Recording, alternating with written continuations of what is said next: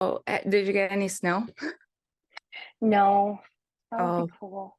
It's like 40 though, so it's not like quite cold enough for snow to stick around. okay.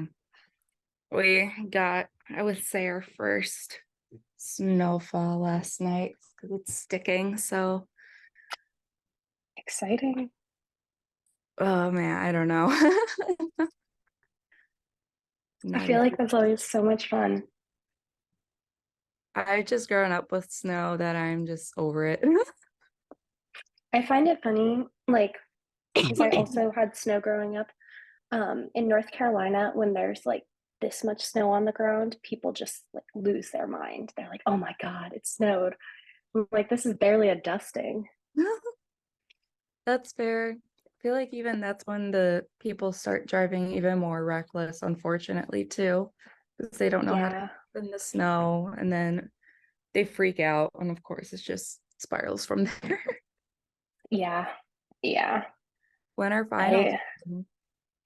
I next week. So hanging in there. Actually, it's not too bad. Like it's all kind of spread out. So like I have some tomorrow actually.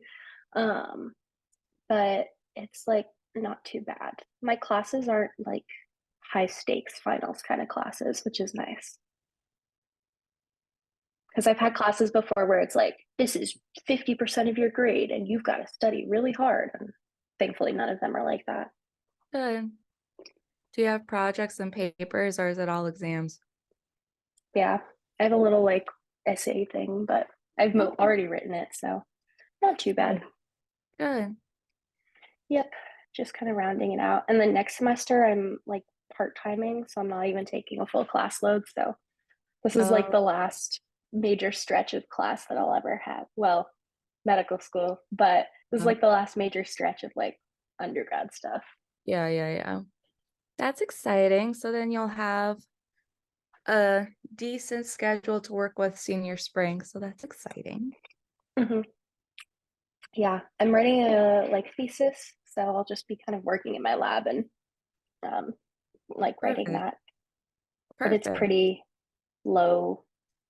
I don't know. It doesn't have to be super impressive. Sure, sure, sure. Do you have to defend and present it at all? You have to defend, but defending is just like presenting a poster Sure. to the general public. So you don't even get like grilled on it, which is nice.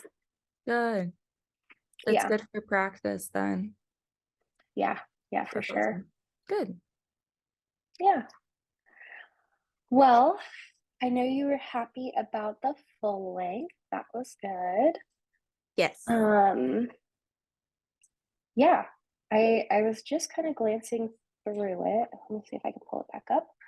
Were you able to get through that spreadsheet pretty well?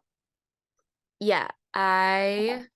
I I had migraine for a half of Monday, so I got Oof. as much as I can between Sunday and now, but I have half of psych left to like label out, Hmm. but I got through the important sections at least that I know is more based on strategy versus content because I know psych will be mainly content. So Yeah.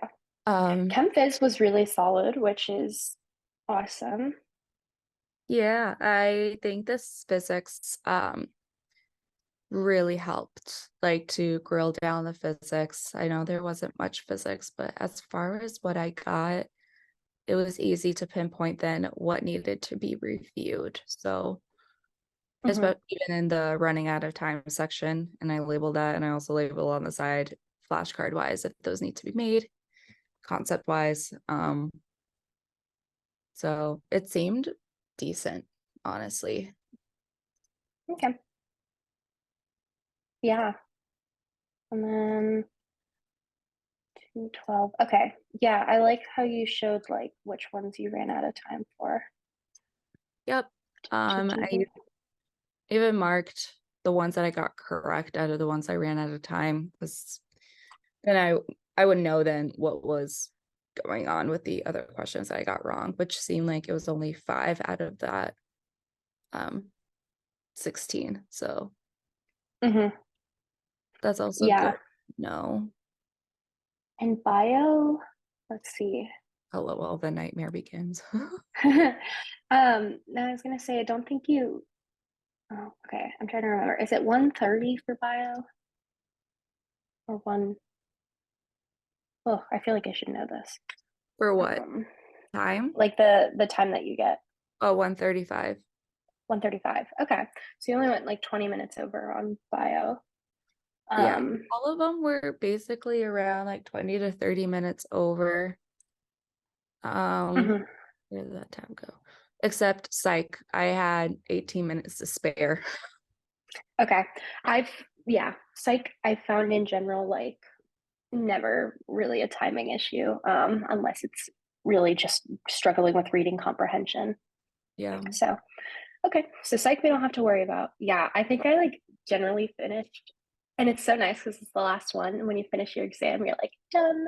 Yeah, exactly.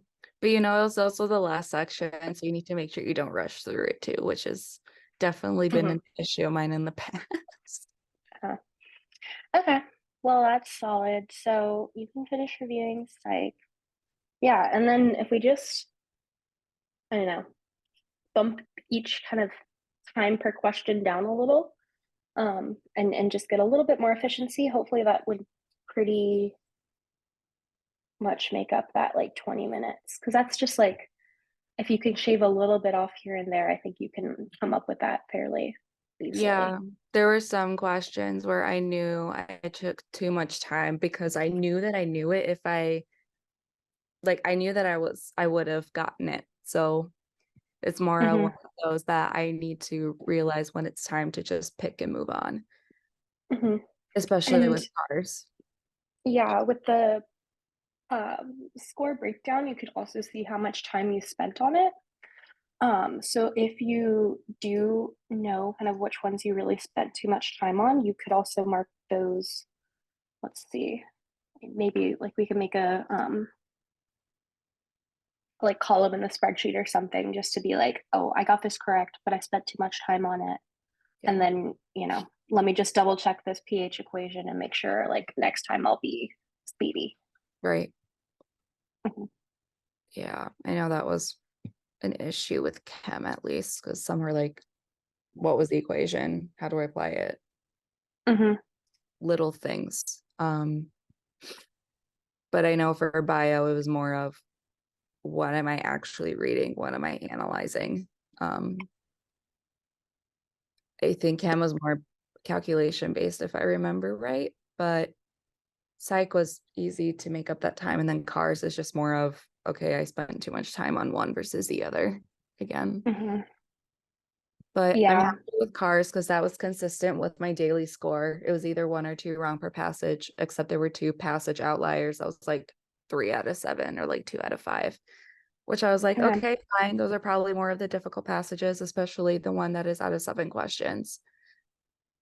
Is that So like the very first one? it I feel like, was. So then, yeah. which made me think maybe for the passage that has 7 questions, I should return to it. So it's not like that's the first set because it's probably going to be more brain power and probably need to get into it within that 10 minutes gap. Mhm. Well, not like after the break, that will probably be a little bit until I actually get into the rhythm of cars. So the 7 question passage might not be the worst idea to be saved until later in the section. Yeah. I mean, if you're okay with jumping around, that's definitely like one way to do it. Um, I'm trying to see. Yeah, you can kind of just like, because right after that one comes the like 4 question passage, or 1, 2, 3, 4, 5 question passage. I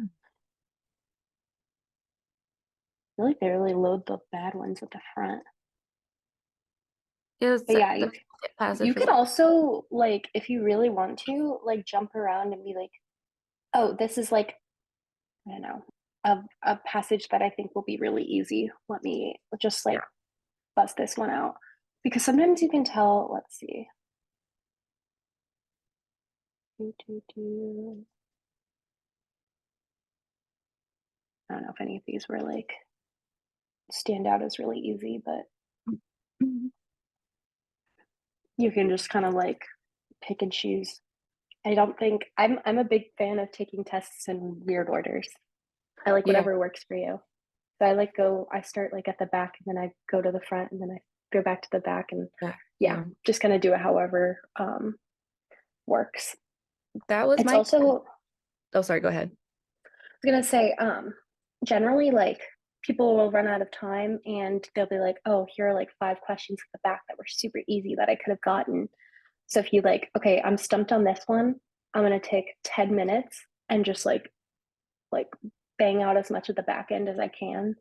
By the time you get back to that question, you'll hopefully be in a place where you can say, okay, I just got to move on. I'll guess, I'll flag, or, oh, I remember it now. Yeah. I think it's helpful to do that. I know that was a strategy that I did last time with cars and bio, at least. Oh, even chem, actually. Psych was more of, okay, I'm tired of reading. Let's do some discrete. So then I would go between passage and the 3 or 4 standalone questions. And then I'm like, okay, that was a good break from reading. Let's go back to passage and experimental. But with chem, I did all the chem first and then I did the physics, but that was before I knew physics better than I did now. So now I was fine to do straight in order. Again, based on calculations, it's not the worst idea to do calculation based passages last. But then for cars, like you said, it was based on easier topics first and then harder. But again, sometimes you wouldn't know if it's actually easier topics because it's based on how they write the passage and how the questions are. So Mm-hmm. I guess it's whatever you're most comfortable with attacking first. And then chemistry, or I mean, bio, I saved all the molecular and microbio last in the genetics because I knew that one Okay. was my weakest. But I didn't do that this time. I just went through it because I had confidence with my strategy. So I wanted to explore more of how my strategy was played out versus jumping around. So I did a different approach. So I don't, again, that could be something for next time. But I don't know. I guess this was my lowest bio ever. So I don't know what happened as well, Uh-huh. but I'm not too distraught. Yeah, I feel like there's always like whenever you take a practice test, there's that one section where you're like, what the heck happened? Yeah, So I wouldn't be too discouraged because that's also now going to be like our focus, which we'd probably want to focus on anyways, because that seems to now be the one with the most kind of like content gaps. yep, Um, okay. Because yeah, I think we've thought a lot about kind of experimental design and stuff, but it's hard to do that if you don't necessarily understand the kind of molecular biology behind that. So what's happening with the like proteins and the mRNA and such that like this assay is actually measuring. absolutely. Yeah. Okay.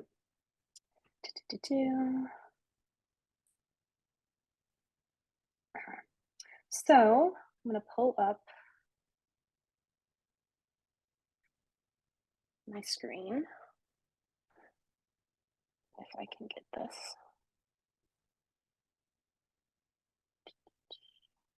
Okay. Yeah, the data, like skill 4, the data we're using the graphs was actually okay. I mean, that was Mm-hmm. 5 out of the 6 questions of the content that I did well on. And then knowledge, I don't remember, I just had it up. It was like 60% or something. Oh, yeah, 61% was skill 1, and then 33 for both skill 2 and skill 3. So it was like Mm-hmm. probably those missing content in order to apply content to the passage rather than do you straight up know it or you don't. So, Mm-hmm. but okay. Yeah. My trackpad's like giving up on me. No, we I don't want know. that. Not Oops. yet. Let's not do that yet. Huh? Okay. There we go. Oh, that's like Sosh. This one's bio. Okay. Was this what was in here already? Yes. Okay. I didn't know if like you had gone through it yet or. No Yeah, it worries. was like a I don't know, some random person's like template. Yeah, no worries. It worked out. I really like the drop down menu. Yeah, it's nice. It's a little like excessive at times, but I think it works pretty well. I didn't Okay. know what the solution column was, so I left that blank. I think it's like, I don't know. I don't know if they mean it as like, here was what the right answer was, or like, oh, I will study this. Like, in order to fix this question, I will go back and like Yeah, review, I don't know, endocrinology or something. exactly. Yeah, that's what I thought of it too, but I feel like I don't know if it would have let me change the heading, be like next time. Because for like my areas, it says next time, like what should I do for next time or in order to not miss this next time. So Mm-hmm. I could have written those like flashcards that I did and like next to the questions column, put that on there, but that's all right. Mm-hmm. Yeah, I don't necessarily have to use it unless there's something you want to like specifically note. Because then there's also kind of this page that's like, oh, here's what I want to review next time. Great. I don't think these formulas are correct. I agree. Probably just get rid of this. It's a good effort. Okay, so let's hit it. Okay, so I think to be the most efficient, we can't really like reread each passage and go through each passage, but we can kind of think about each question and then um, reference back to the passage kind of as needed. So we can look at kind of what you highlighted here and what you got from this passage, and then jump to the questions and think about kind of what was going on. Okay. Okay. Okay. Mhm. So, oops. We're thinking about molecular trafficking in Yes. the Golgi. Have you heard of this idea of the Golgi before with these like vesicles that move like that retrograde transport? Yes. Okay, cool. So this is basically just going to tell us more about that. We get a Mhm. couple different kind of proteins that seem like they're involved. Um, there's that weird retrograde transport. Um, GEFs, those should be kind of familiar in terms of thinking about like proteins that respond to GTP. We have like the GEFs and the GAPs that generally activate and deactivate. Okay. RF1 GTP is GAP catalyzes the conversion. Okay, then we have an inhibitor Mhm. bind to a protein-protein contact interface. Cool. Okay, so let's jump to this first question. So we have hydrolysis of the gamma phosphate of GTP bound to ARF results in. So we're immediately jumping to this like regulation of ARF, which we mentioned is like is going to be kind of responsive to GTP for activation or deactivation. Mhm. So, kind of, what was your thought process with this? I knew it was activation and inactivation because of the subunits of GTP, because GTP would be I thought GTP with G coupled protein receptors. Mm-hmm. And then I was thinking which of the subunits is more for activating, and then going on to continue on with the cascade. And I figured it was G alpha that does the activation, but I couldn't remember. Or if it was gamma. Mm-hmm. And I don't know, but I knew beta So, didn't do anything. Beta was stuck on there. So, but yeah. based on the passage, I couldn't really interpret if it would activate or deactivate. So I couldn't remember between alpha or gamma if it would activate because I was pretty sure alpha did activate. Okay. So just to look at, oops, why aren't you But again, I don't know. sorry, my pen doesn't like me right now. It happens. We love technology.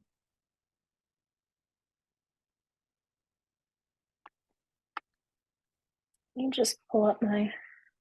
Okay, so when you're thinking about the structure of like a GTP or any of the triphosphates, you have the like nucleotide base, right? Yes. That's going to be the sugar with the base. The ribose. Pentose sugar. Ribose sugar with base sticking off. And Yep. then you have that hydroxyl group Yep. that could potentially like join with other subunits, and then the phosphates, which are going to be kind of hanging off the other end. So it goes alpha is going to be closest to the carboxyl sugar. Yeah. And then beta, and then gamma. So in terms of activating or deactivating anything, you can only really remove and put back on that gamma, because that alpha is, pretty deep into the you'd have to like remove the gamma, then remove the beta to get to the alpha.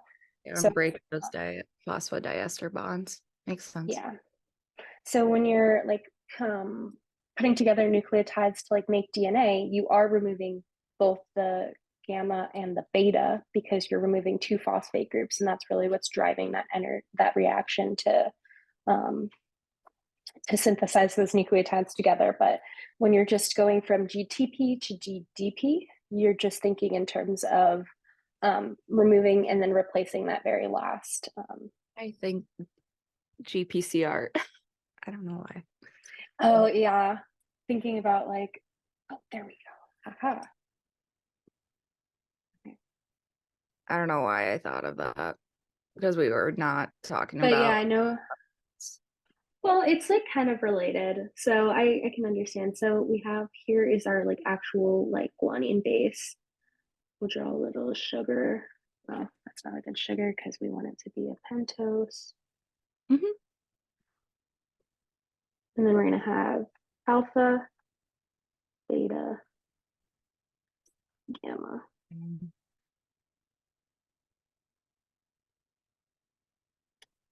And then our single OH. Yeah.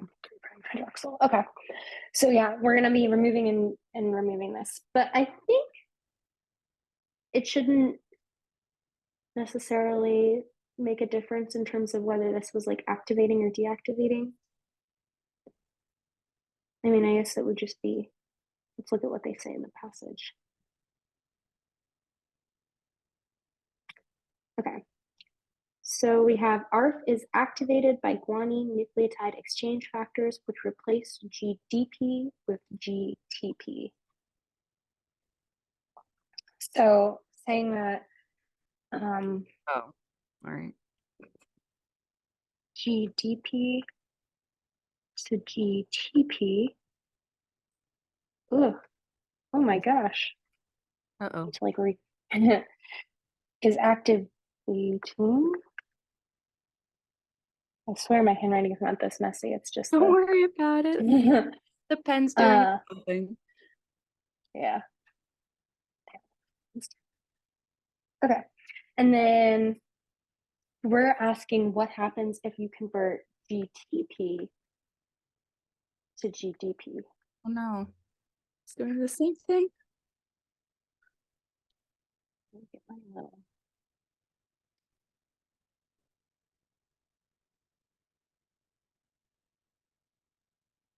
I can like calibrate it. Ooh. Oh no. Stop.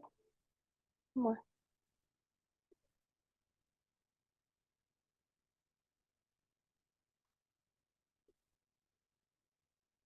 Blue.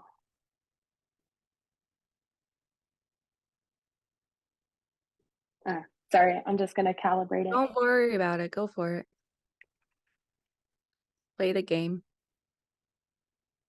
It's like, I don't know if you ever had like smart boards Yes. in a classroom. We had to do this like all the time.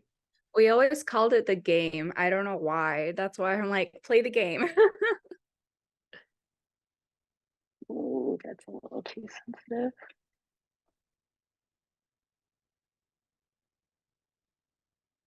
Okay, that one works. Maybe.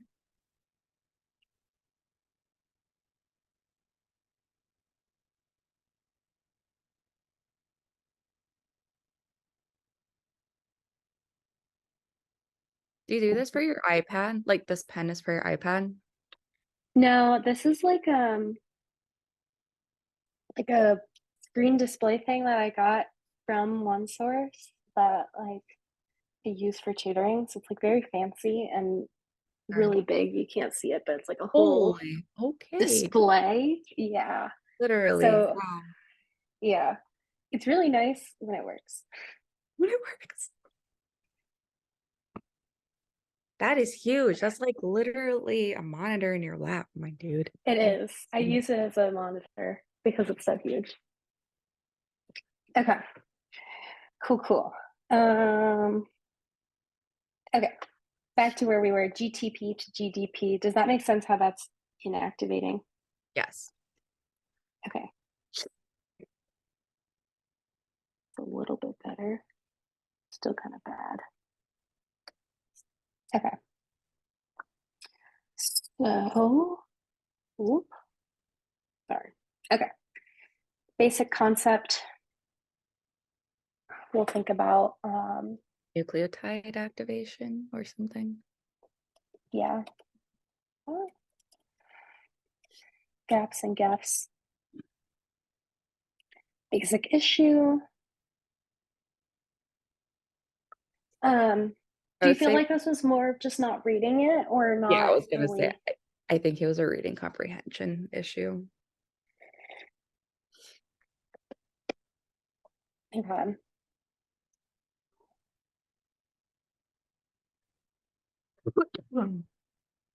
Okay. And then that's fine. You can fill in the rest of that if you'd Mhm. like. Okay. Okay, we got this one right. Most closely related to which family of biomolecules? This is really easy, right? Yeah, I don't know why it took me forever to do this problem. Again, 2 minutes. I don't know. Sometimes when they're so easy, you're like, is this really what they're asking? Yeah. Like, it makes sense, right? GTP is going to be, this is what I just drew, Yeah. most similar to a nucleotide. I don't know, like, if it's a confidence thing too, and me like, why are you doubting yourself when it comes to you either know it or you don't stuff. So, but it's okay. Yeah. Well, I think building that confidence is also going to help with the timing, right? Because Absolutely. if you could put this 2.5 minutes, you can shave off like 2 minutes, like right here. Mhm. Um, and that's,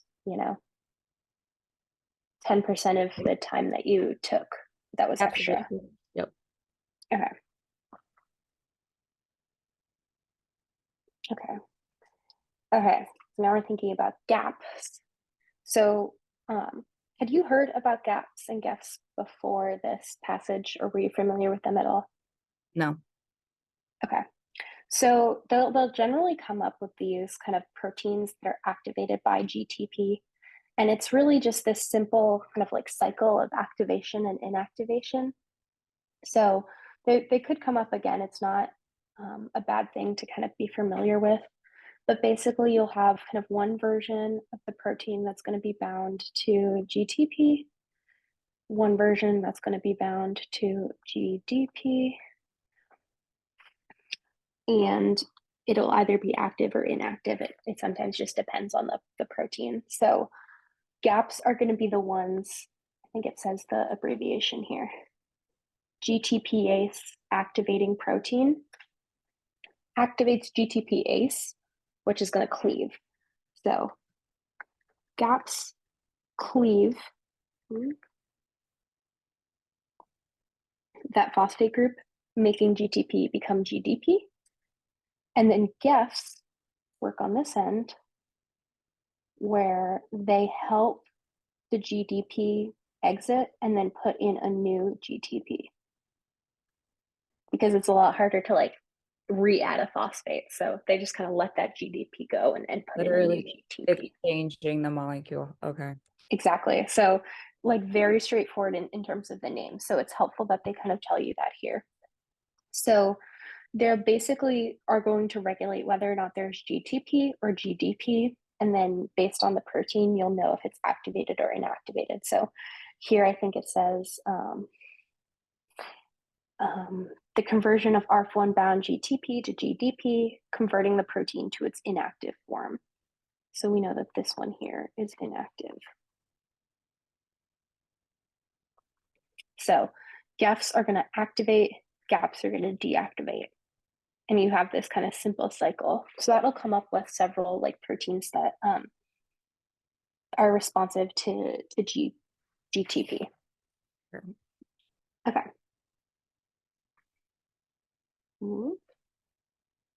So GAP belongs to which class of enzymes? I knew it was B and C. Okay. So at least we're down to the right two. Yeah, it was more of where does that phosphate? Was it the inorganic phosphate from the protein itself, or did it get the inorganic phosphate from somewhere else? So this would be like removing a phosphate, right? So it would have to come from the protein. Yep.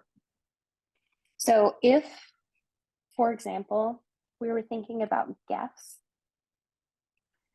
you might be tempted to think, oh, we're going GDP to GTP. That's just adding a phosphate, right? Mhm. But I kind of mentioned earlier that's hard to do. GAFs are really facilitating that leaving and coming in. And then some other kinase out in the wild is what's adding on that actual phosphate and kind of facilitating this reaction up here. And then that's where that new GTP is coming in from. So the kinase is not really a part of the system. It's just like we're getting GTP or GDP from the environment. Oop. Oop. And then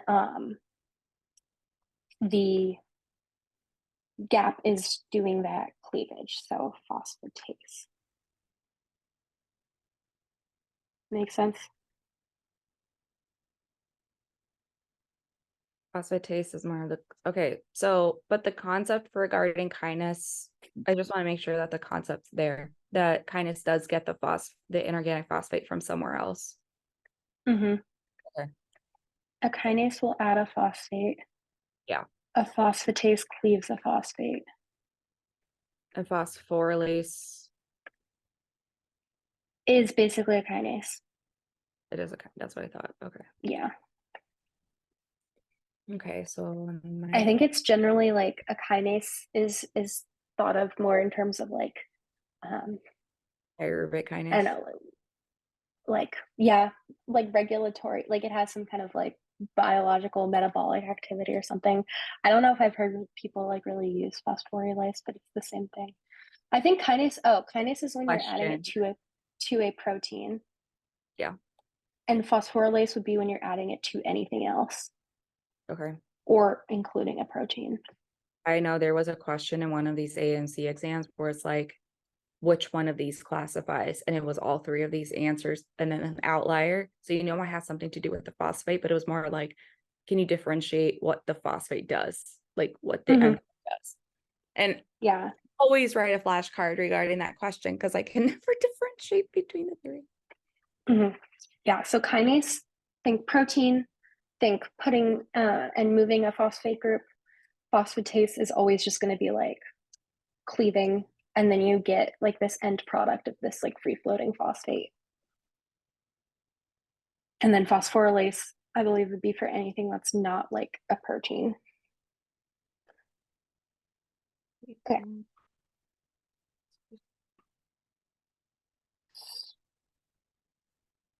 Okay. So this one would probably be. Concept. Yeah. And we'll think about kinase versus phos. So that would be a flashcard moment. Uh-huh. Yeah. I'm just gonna add that. I'm just gonna write flashcard. Mhm.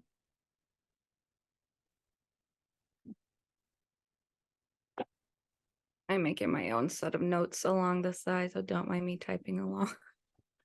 Okay, no worries. Okay. Let's go for 4. Proteins that are encapsulated in ARF1 top-derived vesicles are bound for the. So ARF1 top-derived vesicles, I think we come up with that kind of here.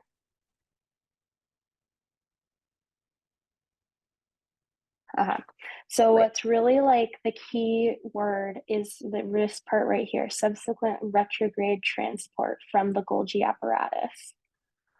So if we're going retrograde from the Golgi, it's basically asking us like what comes before the Golgi, kind of along this pathway. So we've got, this is my beautiful Golgi. And if we have some kind of vesicle going here, what's this structure going to be? And then anything that's is like out of the Golgi is going to the cell or potentially going to the membrane. Oh, Okay. okay. Does that like retrograde make sense? What it means? Yeah. So I think what were so you said cellular membrane. So that's like correct in that a lot of vesicles from the Golgi do go to the cellular membrane. It was But what they really wanted you to hone in on was what does this like retrograde mean? Yeah. So it's basically saying where did all the stuff that arrived in the Golgi come from? And it should make sense. It's not the cytosol because stuff from the Golgi goes to the cytosol. Mm-hmm. And it's not going to be the membrane because stuff from the Golgi also goes to the membrane. Mm-hmm. That's another way you could potentially like be suspicious is like Golgi targets can go to the cytosol or the cellular membrane. So like both of these could potentially look correct. Sometimes even to the nucleus. Like depending on like what kind of signal sequence is attached to a target and where it's bound to go. But it's basically what comes before, which is going to be the endoplasmic reticulum. Does that make sense? This is they make the proteins and then they pack the protein and then they send it off. Yeah. So I guess technically, like way earlier in this process, we had the nucleus. Yep. This is where DNA will become our mRNA. Yep. That mRNA will exit. It will go to the ER. Remember our ribosomes on the rough ER. And then it can be packaged and, signal sequence can be added. It can be modified. It can be kind of changed appropriately by the Golgi. And then from there, it can go, okay, this is like an internal protein. It can go to the cytosol, or it's an external protein. We can create a vesicle and then exocytose it. Make sense? Yeah. Was this one more of a like not knowing it issue? Because I know it says retrograde, but I don't know if that like clicked in your brain or not. I was focusing like the retrograde, like what it was with microtubules. Mm-hmm. So that's why I thought cell membrane, but now I'm wondering if I was thinking of interrogate. Perhaps. Because also with cell or with microtubules, it's thinking more of like the plus end and the minus end. Right. And yeah, so similar, but yeah, anterograde is like moving forward and then retrograde is moving backwards. So maybe okay. I was thinking interrogate then. Mm-hmm. Okay. What's next?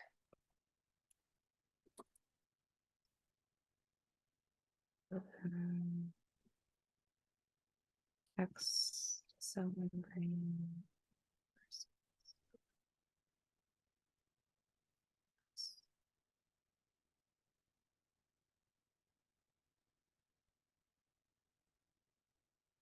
Yeah.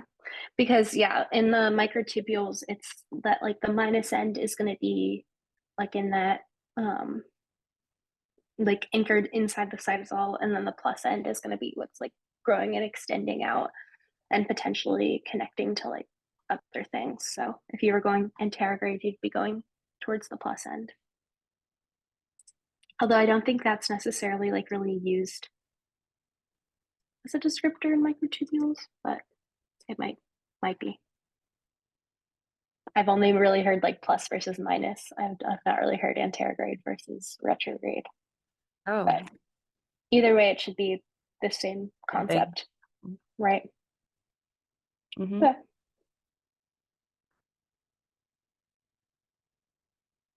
Okay. Based on the mode of action described for BFA in the passage, the drug would be most effective against. So what was its mode of action? Inhibit ARF1 driven vesicle formation. Okay, what was your thought process with this question? Wow. Clearly my reading comprehension for bio was not present.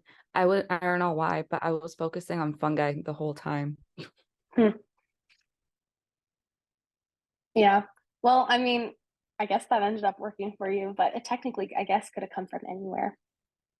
Because it's really asking like how does it work and like what kind of organism would this work in? Yeah. So ARF1 driven vesicle formation, you have to know that that's, well, it's obviously like associated with the Golgi. Which of these organisms has Golgi? And that should only be like your membrane bound organelles in the eukarya. Does that make sense? Yep. Okay. So we'll put this as a correct for a wrong reason. Organelles, eukaryotes. Mm-hmm. Yeah. I feel like they could have put like, oh, it was derived from bacteria, and that could like really throw you. But what they really just mean is like, what is the mechanism? Where will the mechanism be affected? Yeah, I understand that. Yeah. Okay. Yeah. I feel like, so this is going to sound counterintuitive. I feel like slowing down might speed you up. There. So, like, just taking that extra minute to read the, like, you know, almost in terms of your kind of car strategy, you're thinking like the mode of action described. Okay, where in the heck does this mention the mode of action? Let me like reference my sources, find that. I mean, this one was 35 seconds, is like pretty efficient. I think it would be probably the same amount to go, okay, ARF1 driven vesicle formation, that's going to need a Golgi. Which of these organisms has Golgi? Eukarya. Okay. Okay, cool, new passage. So you got tissue injury from ischemia, blah, blah, blah, blah. Resulted exclusively from anoxia. So now we're saying neutrophils, which we should be familiar with. Adherent neutrophils release toxic products. So we have toxic products from neutrophils are actually causing tissue damage. They generated some antibodies. Only antibodies from B showed a great reduction. Okay, let's jump in. Which of the following experiments would provide the best supporting evidence that neutrophils are the cause of reperfusion injury? Okay, so this is definitely a thinking about experimental design moment, right? Yes. Okay, so we've got A, performing the ischemia/reperfusion experiment in animals whose B antibody producing cells are depleted and examining whether the degree of tissue damage is reduced. What were your thoughts on A, if you remember? Or were you like between B and D, or were you kind of out there? B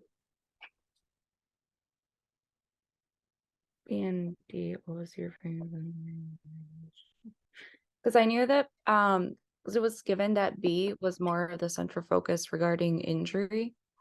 So I thought something regarding what's going to be present or absent of the beta subunit would also show if reperfusion injury would be present. But I guess that's more of analyzing if the antibody works rather than the actual neutrophil. Mm-hmm. Yeah, because we want to think like, what's the best way to determine if neutrophils are causing this? You have one experiment where you do have neutrophils, and then you have one experiment where you don't have neutrophils. Like that would probably be the best way to say like something is causing it, right? Because you remove that, and then if you remove the damage, then you can basically say like, okay, cool, this is probably what's responsible. I think in terms of D, let's see, repeating the experiment with another antibody directed against the beta subunit. So yeah, like you mentioned, that's going to really be testing like, is the antibody on target? Is it kind of directly measuring what we think it's measuring? Is it, or like, is it targeting what we think it's targeting? Is this going to be like actually inhibiting the neutrophil activity or not? So still several questions. This could still like kind of give you that same result, but it's not going to be as like nice as just having like one experiment with, one experiment without, and seeing what happens. Gotcha. So this would make sense. Neutrophil depleted versus neutrophil intact. We can kind of get rid of A because it's talking about B cells. We don't care about B cells. We care about neutrophils. And then this is kind of in the same boat as D in that it wouldn't really matter to have this antibody against the whole dimer. It's really just like the best way to tell is by controlling for the neutrophils themselves. Mm. Okay.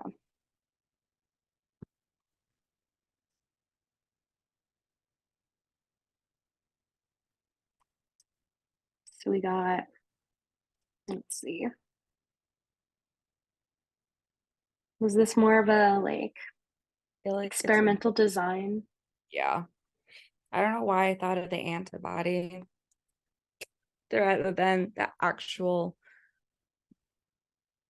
leukocyte, because the antibody is going to help reduce the injury based on the neutrophil that's caused by the neutrophils. Mm-hmm.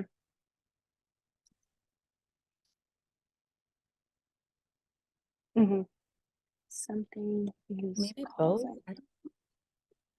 Maybe both reading and. Uh-huh. You can just throw reading. Okay.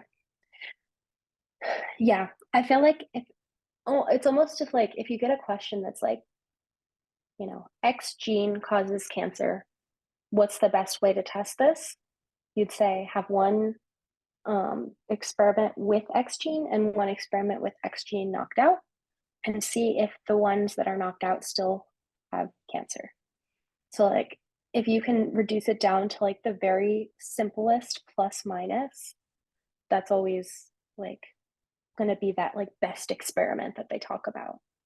That's not always like possible, or doesn't always kind of like make sense in the context, but it would be like the easiest way to say like with something, without something, and go almost like your very classic like independent variable, like plus gene minus gene, plus protein minus protein kind of thing.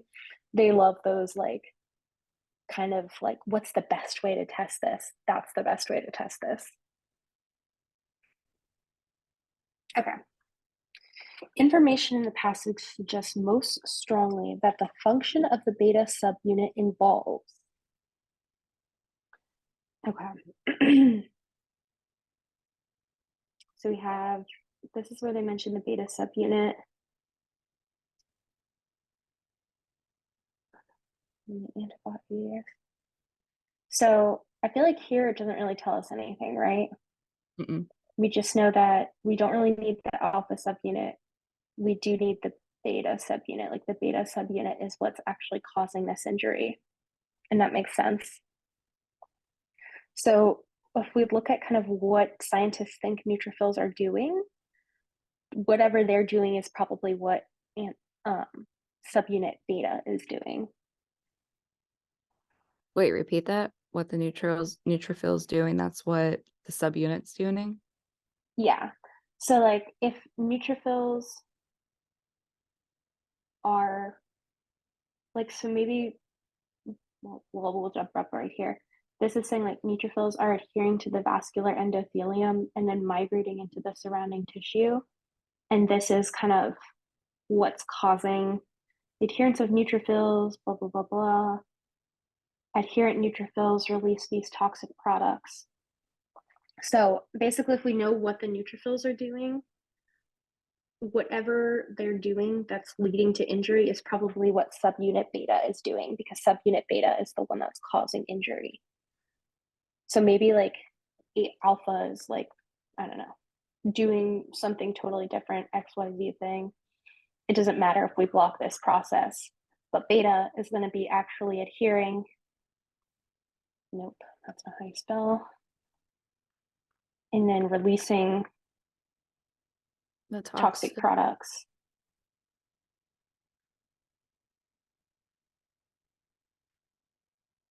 And so it does matter when we block subunit B, if that makes sense. So whatever the neutrophils are kind of doing to cause injury, it's probably all happening inside the subunit B, because that's the subunit that actually matters, if that makes sense. I understand. So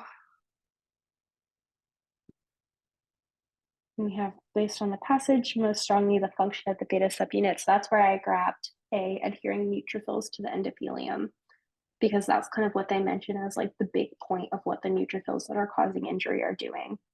Okay. So it makes sense that, you know, you can block A, it's doing something else, it doesn't matter. But if you block B, you block this adhering, then you block this ability to release the toxic products. In terms of B, let's see, transferring proteases from endothelium to neutrophils. So I think this is, yeah, because this is going to be like, proteases are released after they are adherent and not before.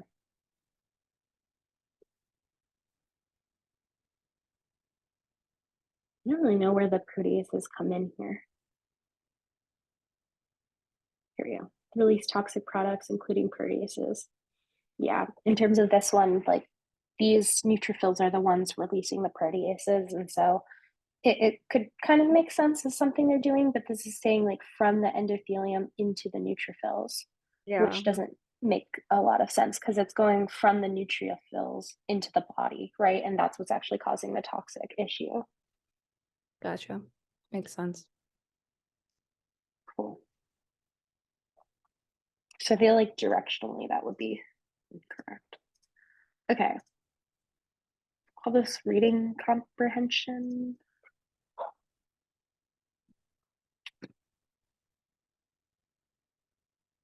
The irony, all the reading comprehension is getting worse in the bio instead of the cars.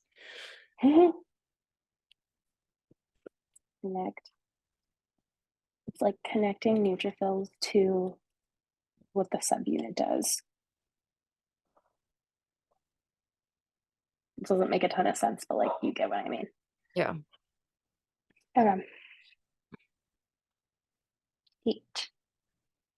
Okay. The scientists claimed that antibody B offers a better means for preventing organ injury than agents such as free radical or protease inhibitors. Which of the following reasons offers the best support for this claim? Okay. So you said, I don't know what I was thinking. So antibody B is a very specific antibody, therefore it will not recognize anything other than the beta subunit. I mean, that could be true, right? Like it Right. definitely could be true, but it wouldn't necessarily explain why it's better than others. If that makes sense. It's What just are more your of current? stating that it is an antibody and its role. Mhm. I guess it's just like I see this and I'm like, so what? Like, what does it matter? I guess like the antibody B versus A, for free example. radical or protease. Yeah. Yeah. So it's kind of similar to A. Antibody B is a high affinity antibody, therefore it will not be rejected by the patient. We also don't really know if it will be rejected by the patient or not, because that's going to have to do with like the patient's immune system and kind of how it's designed in terms of that. Mm-hmm. So we have B, antibody B can block the initiation of events that result in the release of harmful biologically active molecules. Does that make sense? I wasn't sure if that was an actual role of the antibody because I didn't really think of it as a block. I just Mm. thought of it more as reducing the action, but not necessarily completely shutting it off. I think maybe that's more of a, I guess, like semantics thing. It more means like, oh, you're kind of preventing, you're targeting up here rather than just targeting here or just targeting here. It's going to be a lot more effective to target kind of upstream. So I think that's what it means.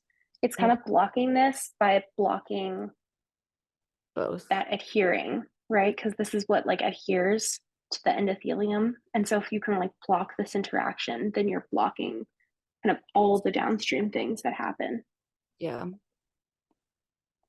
So maybe that one was just more of the wording, because I don't think when it says block that necessarily means like, because it's not saying it like will block like 100%.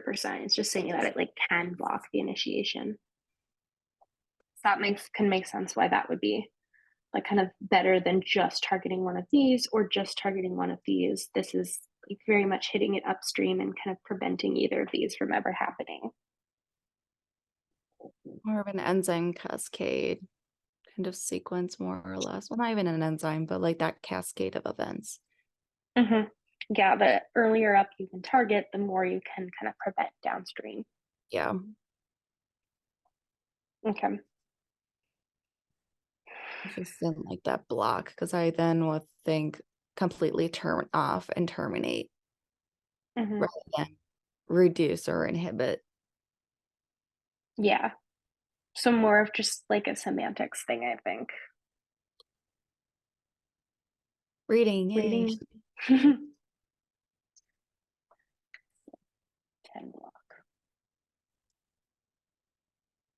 Okay. This is like, it's tricky because sometimes you really do have to pay attention to those like very um like particular wordings. And then sometimes it's almost like overthinking, you know? So,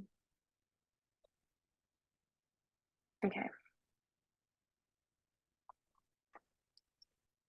Okay. Because like this is, for example, um, this is like never is a very strong word. That is a lot stronger though. Can never be used than yeah. like can block, you know? Okay. The scientists wanted to use antibody B clinically to treat humans, but this proposal was rejected. Which of the following is the most logical reason for the rejection? I feel dumb for choosing C. Uh-huh. Does it make sense why B? Yeah.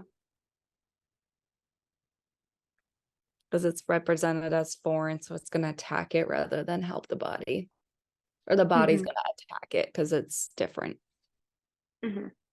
So like A is a really, really strong way to say B. And you can also think of like multiple exposures. You're gonna be recognizing it and kind of attacking it multiple times. Mm-hmm. We'll call this a silly mistake. Okay. And does it make sense how it will just recognize like whatever antigen it was selected to recognize, and not necessarily like change between species? Because all the antibodies would have the same function. They're specified to do one thing. And if they recognize that antigen, they're going to act against the antigen, basically. Mm-hmm. So they kind of have Yeah. like the formula to identify anything that fits, if that makes sense. Yeah. So like if this is your nucleic acid sequence and you have the antibody that recognizes it, like it'll recognize that in humans or mice or any other organism that it like encounters it. Okay.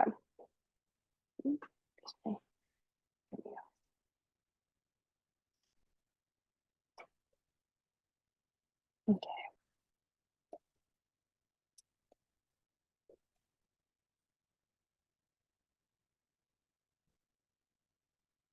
Okay.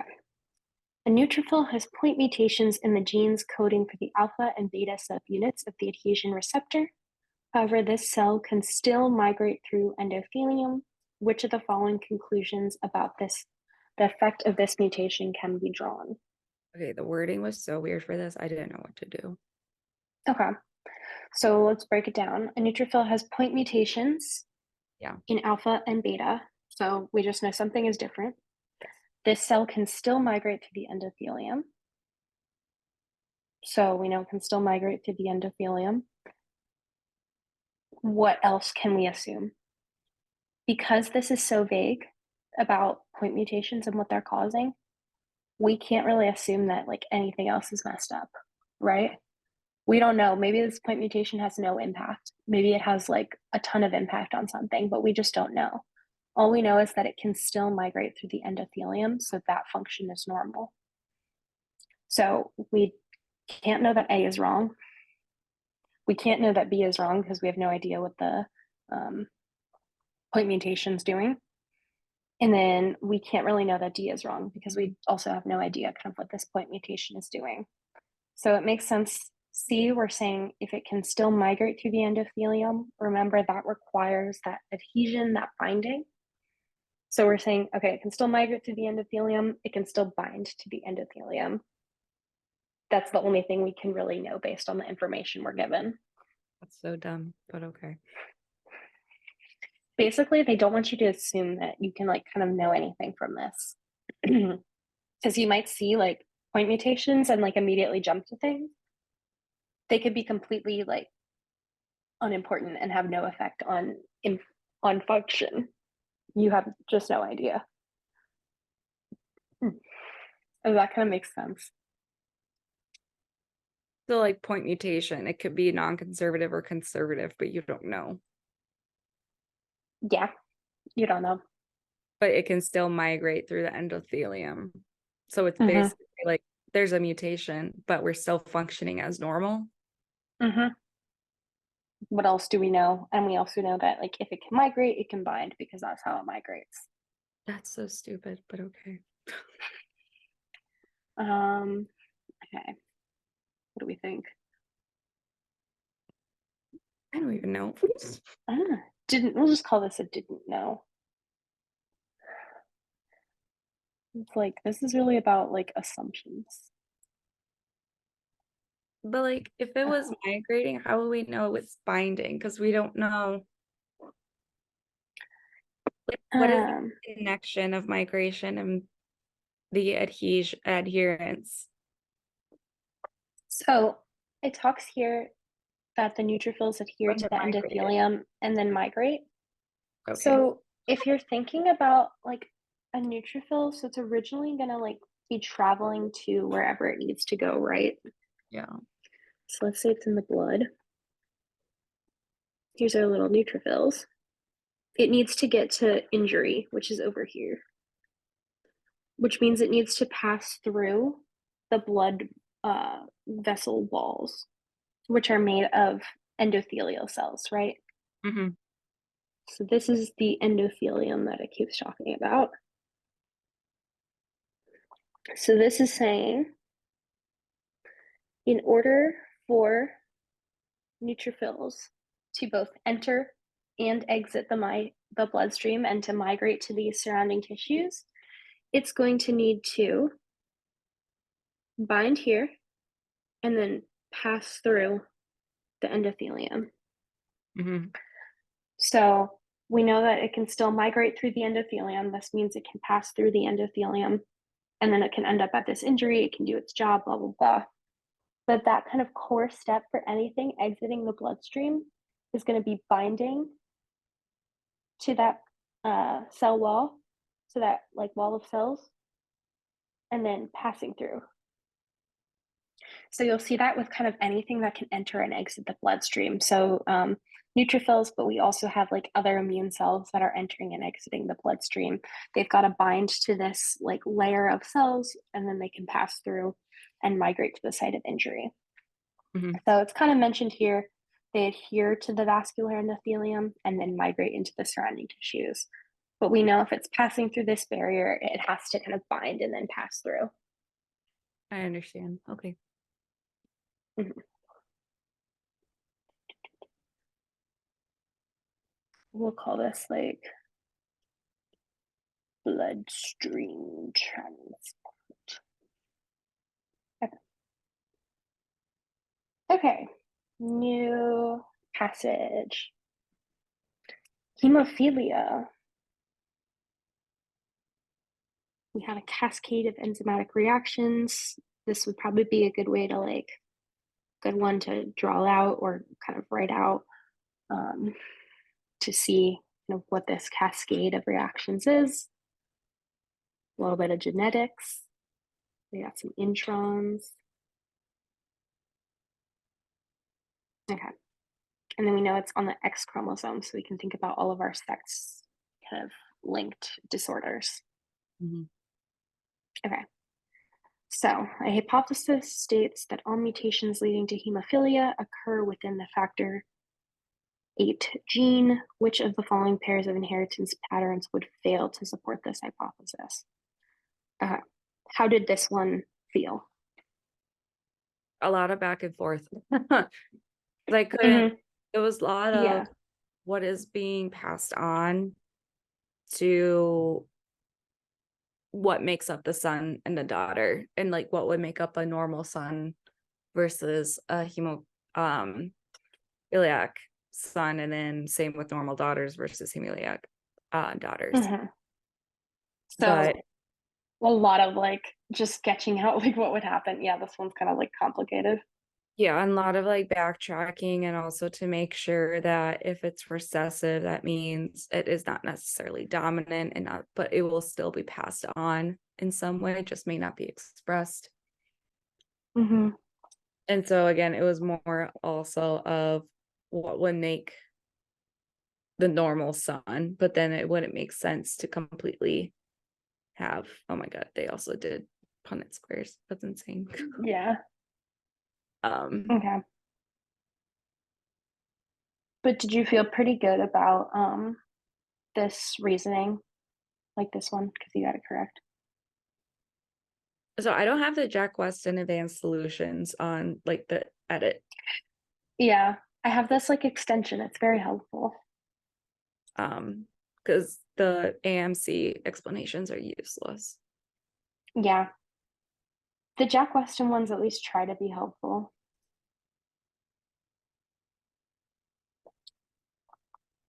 Can anyone get the to the extension, or is it okay? It's free. Cool. Yeah, just it's yeah, like AAMC, and that's what also you can when you review. Let me just cut a piece out here for a minute. Which number are we on? 11. You can review it with Jack Weston, and that'll be AAMC style. I like that. Okay, cool. So I guess we could do this, but it's kind of, it gets a little cramped. Well, I added it. Well, I will add it. So I made a note to do that later. Okay. So we'll go for this one. This was good. This is sex linked disorders.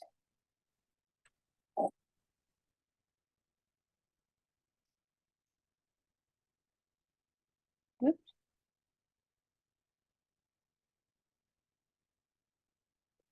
Okay.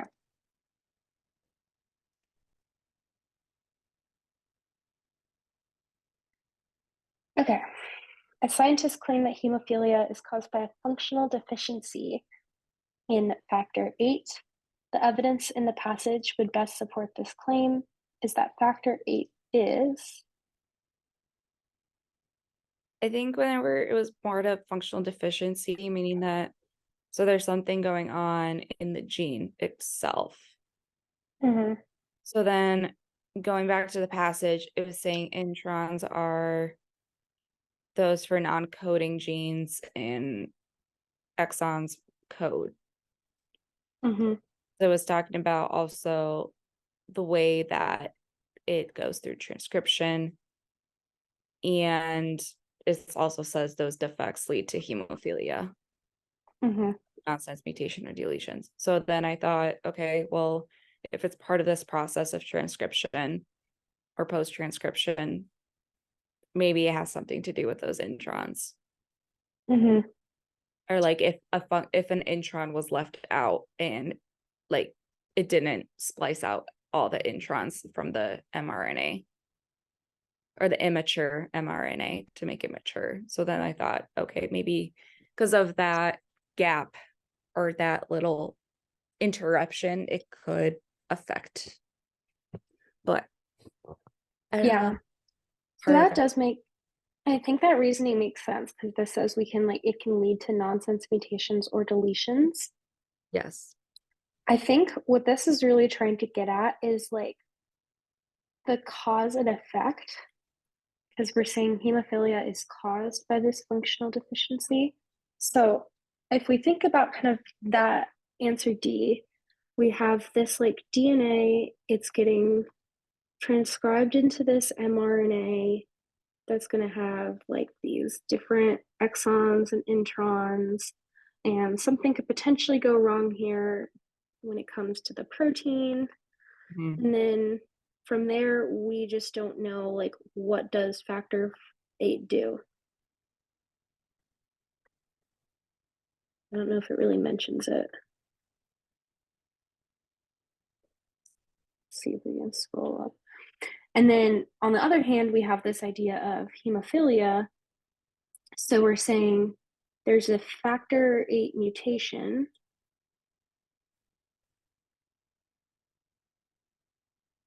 some kind of mutation, and that leads to hemophilia. Mhm. But this is fixed by adding in factor VIII. So like functional factor VIII. Okay. So does it kind of make sense how this is saying like something disrupted in this like leads to hemophilia, which can be alleviated by putting in some kind of functional factor VIII. That more links it to like being causative rather than it's a little harder to link this whole kind of cascade of events to whether or not that's actually causing hemophilia. What's really telling us like the answer is that we can cure hemophilia or like prevent hemophilia by like re-adding this functional protein. Okay. Because then it's no longer not working or mutated and such. So then if it's replaced by a normal gene, it would relieve the Yeah. symptoms. Makes sense. Yeah, so if hemophilia is caused by a functionally deficient protein, replacing the mutated proteins provided by the body should provide beneficial results. As an analogy, if you're trying to filter water and the filter is not functional, replacing the filter with one that is functional should improve water filtration. Interesting analogy, but okay. Yeah, so this should kind of be like, this is more directly linking it to hemophilia, whereas we don't know, maybe this is mutated and it's like not, factor VIII is not actually The like cause. it's not as, yeah. although this says is caused by deficiency in the functional form. I think what's really clearly showing causation and like cause and effect is if this is almost again that like with and without experiments. This is like one is without functional factor 8 leads to hemophilia, one is with functional factor 8 leads to like you're totally fine and healthy. So this would be like kind of that very simple plus and minus experiment. So this would be like the most straightforward. Makes sense. Mm-hmm. And then in terms of D, that's also a very broad statement as well, because like almost every gene, lots of genes contain introns. So if it was saying like, oh, it contains introns that are often like misspliced and that lead to like nonsense mutations that impair function, that could be a stronger argument, but it's just a little more like too broad and not quite relevant here. Gotcha. Okay, I don't know what we should call this. Probably reading comprehension again. I'm kidding. I'll think about like, I don't know, because process. like the way that I think of reading comprehension with biochem is also like, do you know the design? Do you know like Mm-hmm. how I mean, we the could even add like a, yeah, I don't know how to add. I thought of adding for one for like, yeah, I don't know how to add. It's like I don't know this. how to add either.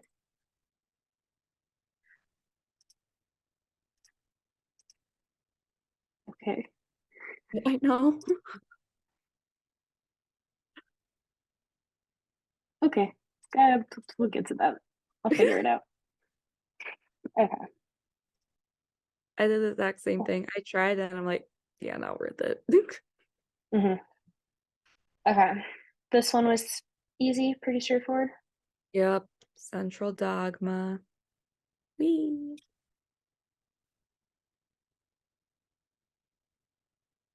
Okay.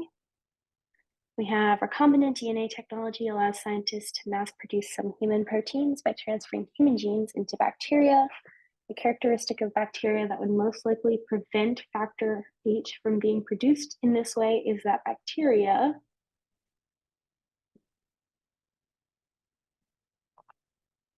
does this one was straightforward. Yep. Can't slice introns. Yeah, they love to ask that like question, like the same question basically. Of just like, why wouldn't this work? And it's literally that bacteria can't splice. Yeah. I feel like I've seen that come up so many times. So if you were asked to kind of solve this, you'd have to say like you'd have to use the like final fully edited mRNA and do reverse transcription to get that cDNA without any introns.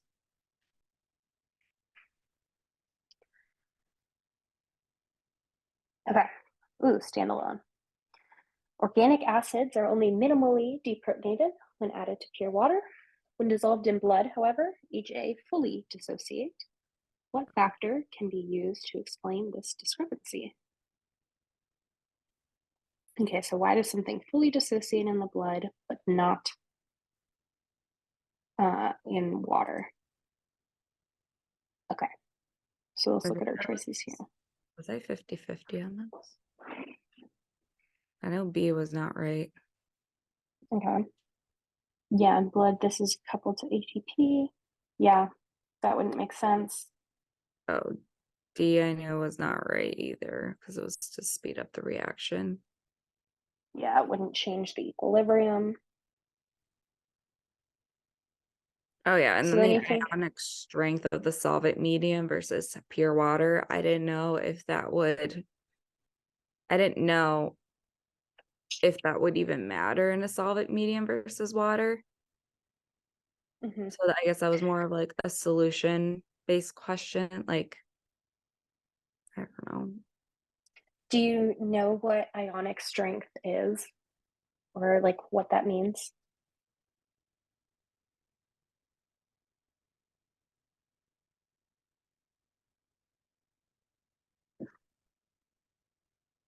Was it a tie with I don't know if it has a tie with electronegativity, but more of like how much it wants to keep.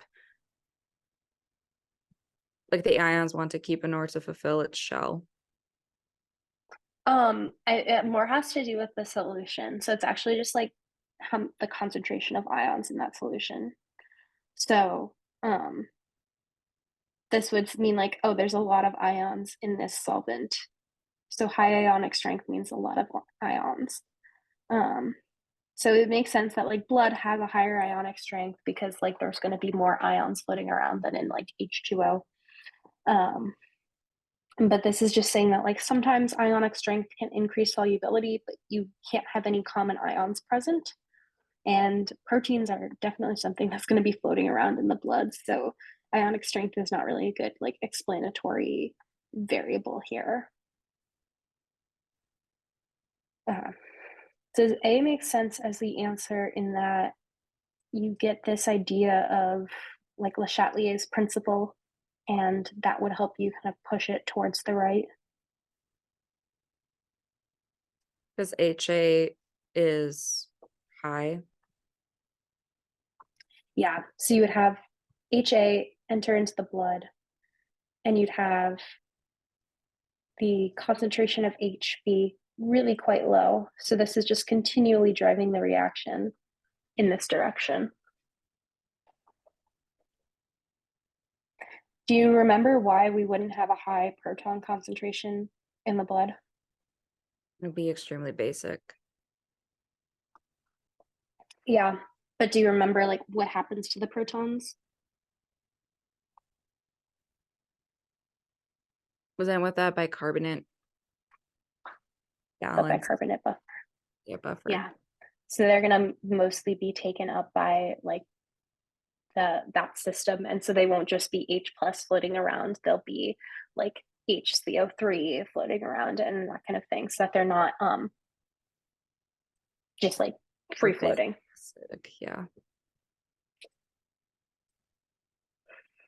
Okay. I feel like that's more tied with the bicarbonate buffer than with an acid fully dissociating.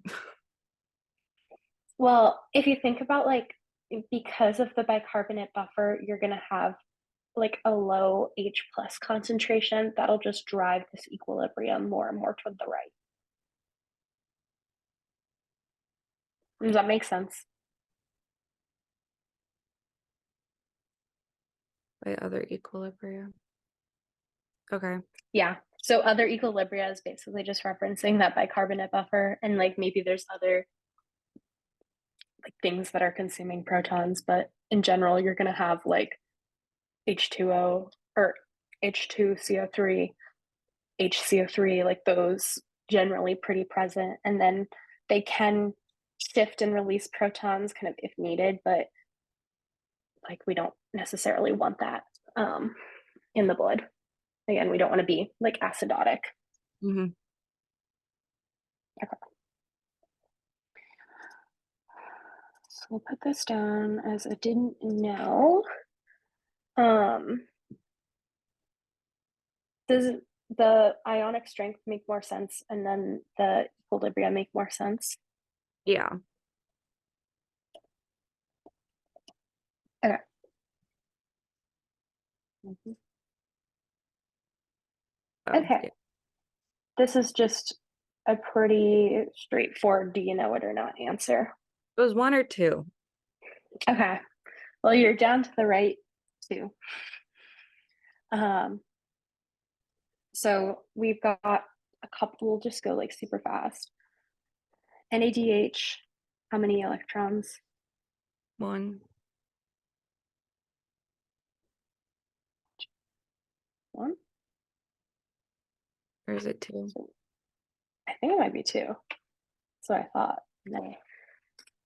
NADH electrons. Pretty sure it's yeah, two. Oh. Okay. So NADH and FADH are both 2 electrons. We also have Q, which is a little weird, which is going to be 2 electrons. And then cytochrome C is just the weird one in that it is the one with 1. So it has to like make double the trips.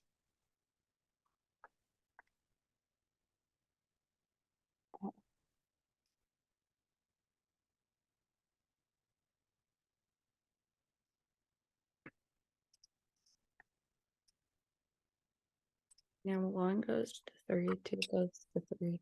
Yeah, because it goes 3 to 4. Mhm. And so that's why you need like cytochrome C to go multiple like trips. Yeah. We're thinking about that. Okay, I Okay. didn't know this one. So this is basically just a question of GC content because but best primers are going to have more GC bonds. Why do you think you'd want GC compared to AT? It does say the answer, but Is it about the amount of hydrogen bonds, like 2 versus 3? so you want them to As have like they're stronger if there's more. yeah, stronger, which also means that it has a higher melting temperature. So it's going to be better for PCR, which is going to be constantly cycling between different temperatures. Yeah. So you basically just have to like count the GCs. And we'd get The D. puns will never end.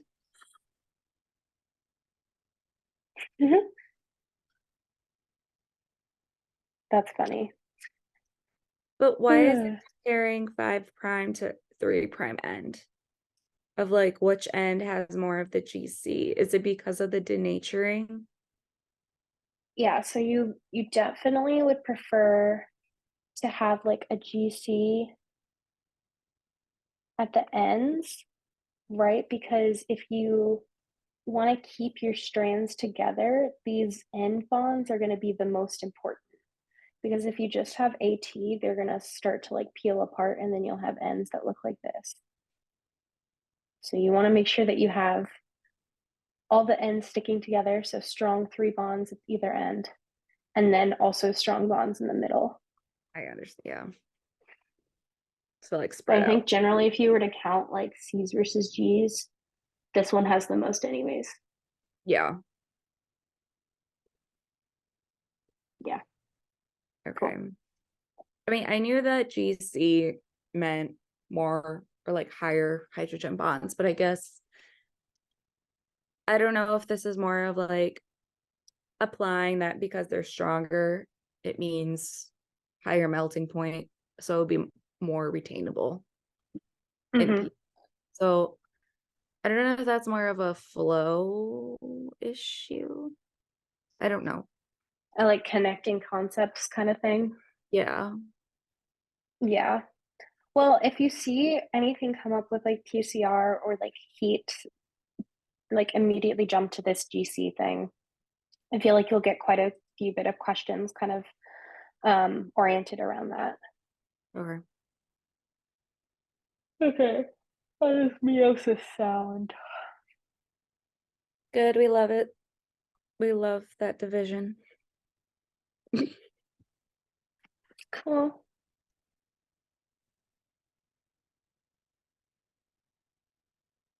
Okay. We got a new passage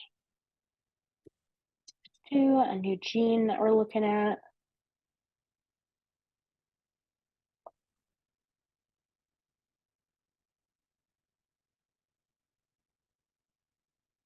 Lots of pictures. Yep. Okay. So first question, the modified nucleotide is a derivative of which amino acid? This one seems fairly easy. I don't know if you were able to jump to that. Cool. That's just knowing amino acid structures, which is good. Yep. Reviewing those every other night or every few nights. We are Awesome. trotting along those. Yeah, because you should pretty immediately recognize this. You have some kind of weird sulfur added on here, and then this is whatever would be kind of new and added onto that. No, it's polar. Gotta love it. Okay. In the assay presented in figure 2, which combination resulted in the highest level of mistranslation of the codon?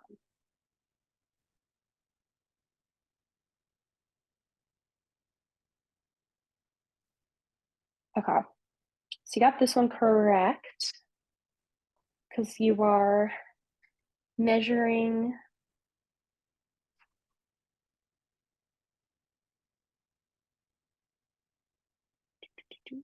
up here. You're measuring like proper translation basically here, right? Yep. So you just looked for whichever one had the lowest bar. Yep. And it was this guy. So it's the delta and the lysine 529. Yep. Cool. Reading a graph. This is where the 5 out of 6 is coming from. Yay. 2 minutes. I don't know. Is that decent time or is that Oh, that's speedy. That's good. okay? I just wasn't sure if that was too much because everyone, not everyone, but they want to say that like a minute and a half per question, give or take. But again, that's a give or take. You might spend more time on others versus some that are just speedy. So I don't know if that's like okay in time for a graph viewing, comparing, or if it was too long. Yeah. Oh, yeah. I mean, I think that's acceptable. I Okay. forgot this wasn't the passage one. I'm sure the passage took longer. I thought you read the whole passage in 2 minutes, but no, I think that's fine because you did have to reference the graph, kind of interpret what this means. Like, there are definitely much better places to kind of cut down on time. Agreed. Yeah. Mhm. What was this one?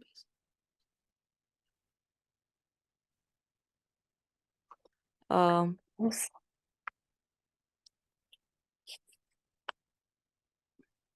Okay. Deficiency. CD. So that means less. Mm-hmm.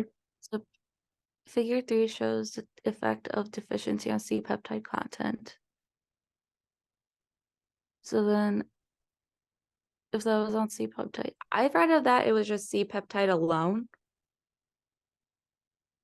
But then now I'm wondering if that is after proinsulin was cleaved. Yeah. So that would be like the C peptide that comes from this cleavage, right? Yeah.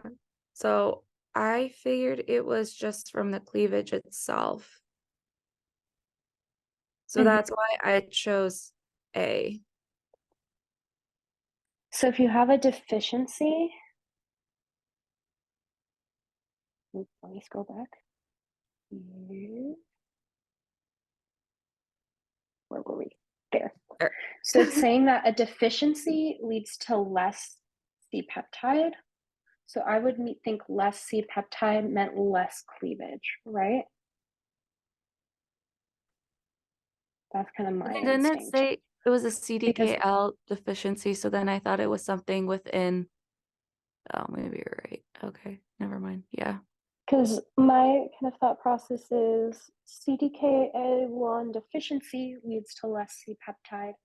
Less C peptide, I think, is going to mean there's less cleavage.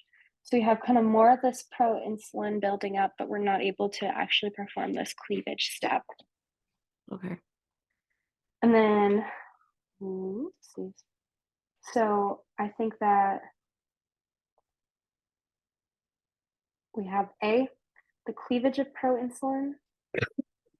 We kind of expect the opposite. There should be less cleavage because there's less C peptide. There we go. Strike. Okay, never mind. Okay.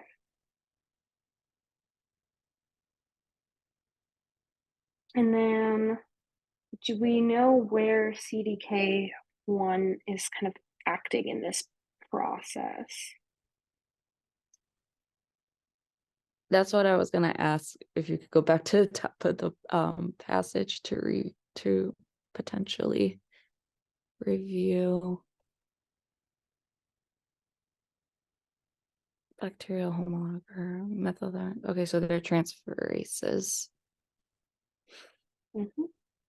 Complete the synthesis of modified nucleotide immediately 3' of the UU anticodon lysine tRNA. but not from knockout. Mm-hmm. No, none of this nucleotide was detected in the knockout, but the modification is needed for translation. And if it translations mutated, then luciferase would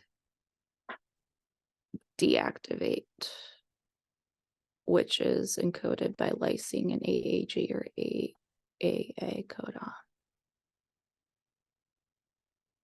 So then what does that mean for the role of proinsulin and insulin? Well, it says that they are impaired insulin secretion, increased risk of type 2 diabetes. Mm-hmm. And type 2 diabetes is where you don't have enough insulin being processed if there's a deficiency. If there's a deficiency, meaning you're at a lesser risk for type 2, right? No. Potentially, yeah. Potentially. Because this is saying, well, you also don't want to not have insulin. So Right. let's see. Well, impaired insulin secretion means increased risk of type 2 diabetes. So they're saying we need CDKL1 to make Yes. this MST, Yes. and then we need this MST to Translation. make tRNA. Yes. And the tRNA is used to make the luciferase. No, I lied. That's not true. tRNA lysine. So the luciferase was how they like measured that it was necessary. But Right. this is showing us that like if you delete this gene, How would it affect? sorry, I'm trying to see where the Y. Okay, that's the CDKL1 is the same thing as this YQEV. This is saying if you delete the YQV, you can't get this tRNA lysine. And if you can't get this tRNA lysine, you have this human insulin gene that has the two lysines. You can't cleave One it. is located at the cleaving site. So that's going to be involved in the insulin gene. Going to be important for cleaving. Misreading of this codon may cause aberrant processing. So if this is mutated and we can't put in this lysine, it may lead to aberrant processing, is basically what we've got, which has an impact on glucose homeostasis. So, jump back down here. Okay. So we already said there's not going to be any increased cleavage because we need that residue for cleavage, and we have basically inhibited this whole process from the start, right? Because we've knocked out CDKL1, so we can't even get this residue for cleavage. So we're increased synthesis of proinsulin. This is probably gonna, we said something's happening in terms of like aberrant processing, so it's hard to tell if we're going to be increasing proinsulin. Oh, I get that aberrant processing would lead on to the misfolding. So it's not necessarily misfolding, but it's explaining that aberrant process. Mm-hmm. Yeah, if proinsulin were misfolded, it would be more difficult to remove the C peptide. So this is kind of the whole thing I just drew out, actually. It's saying knockout mice don't have the modification, which means they don't have accurate translation of this tRNA lysine. No modification, so mistranslation of lysine, and there are 2 in the insulin gene, which means that we're probably going to have a misfolded protein if you are replacing an amino acid or can't put in the proper amino acid, which means you can't properly get this cleavage of insulin to proinsulin to insulin. So this is probably the most likely. What thing. is there are two in the insulin gene? What two? Does it mean like two of the lysine codons? To the Okay. lysine. So we would need two, and it said one of those was like right Yeah, at the cleavage site. yeah. So that's really the important one that we need. But also, if we have like two residues changed or missing, then that'll probably affect the overall structure as well. Okay. This one's a complicated one. Yeah. I wouldn't have known to connect that, honestly, because I was just looking at like pro to insulin and seeing that effect. Mm-hmm.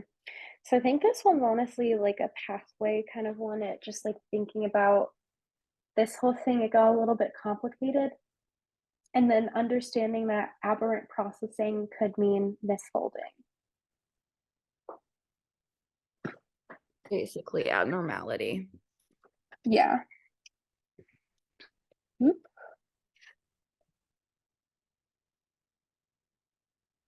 Aberrant processing.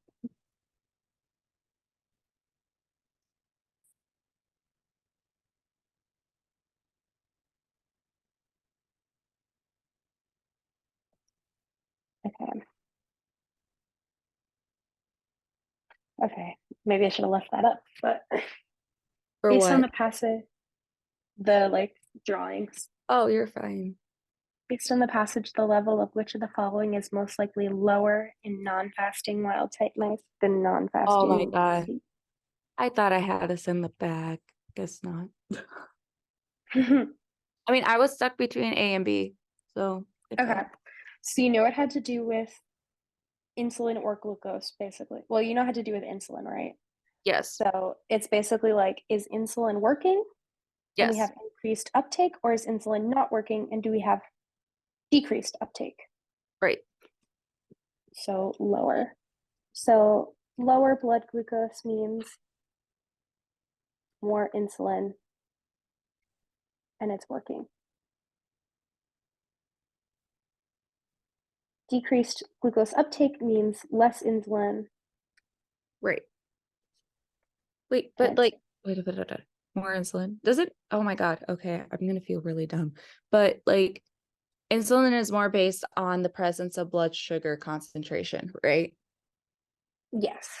Okay, see, that's what I was using to guide me here. So then I thought, what would be lower?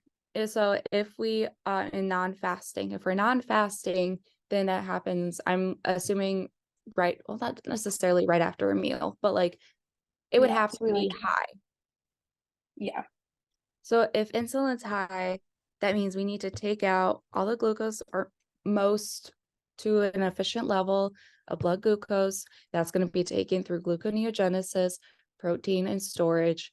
So we would have to do that to reduce. So that's why I thought, okay, let's increase the cellular glucose uptake. So then all the glucose could again be taken up and put from the blood and take it somewhere else. So then that insulin can have the reverse effect and then glucagon could be taken over.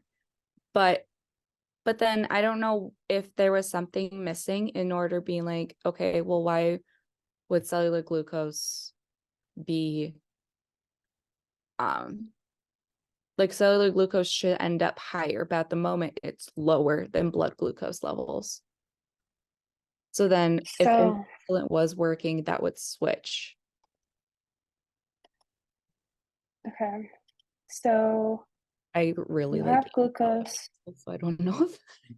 you activate insulin, Yes. most likely lower in non-fasting wild type mice than in non-fasting.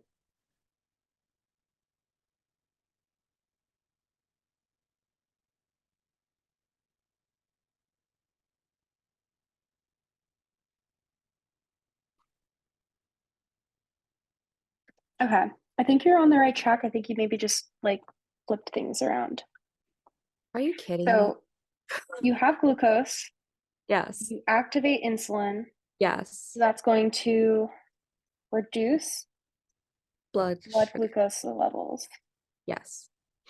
and increase glucose uptake. Correct. Yes. So you're totally right there. So we're asking which is lower in the normal mice. Oh my God, So I literally answered the question without actually answering the question. So if you have reduced the blood glucose, you've increased glucose uptake. I'm so mad We're at looking for what's lower in normal. Yeah. Wow. So Okay. So it was actually, so it was asking what would happen after and not before. Do you know what I mean? basically, because it's asking what happens if you have functional insulin. And if you have functional insulin, you have lower blood glucose. Son of a nut. Okay. Because when you originally consume food, they would have the same exact glucose levels, right? Exactly. So this one, let's say, is going to have 50 in the bloodstream. This one's going to have 50 in the bloodstream. Like that doesn't change from mouse to mouse.